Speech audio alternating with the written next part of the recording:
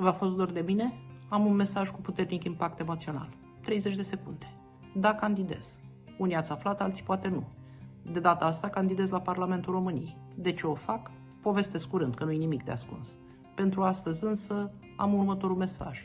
Dacă n-ați găsit încă la cutiuțele poștale, cu siguranță se va întâmpla să găsiți curând pliantele cu candidații propuși de Partidul Drept pentru Parlamentul României. Partidul Drept e partidul din partea căruia candidez și eu.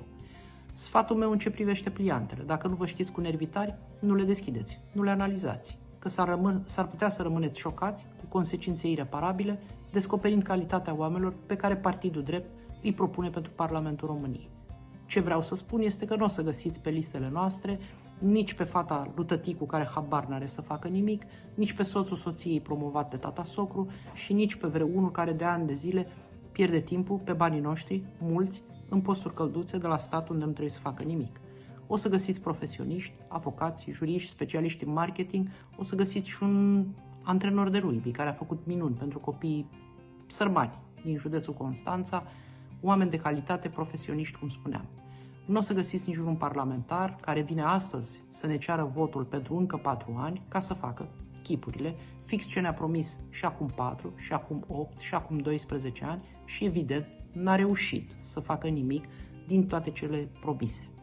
Deci rugămintea mea, Partidul Drept, ordinea 12 pe listele de vot din 1 decembrie. Ne vedem la vot pe 1 decembrie, Felicia Ovanesian, Vlad Gheorghe, îl știți cu toții, europarlamentarul, Dumitru Karagheorghe și celelalte minuni de oameni pe care Partidul Drept vă propune să-i trimiteți în Parlamentul României.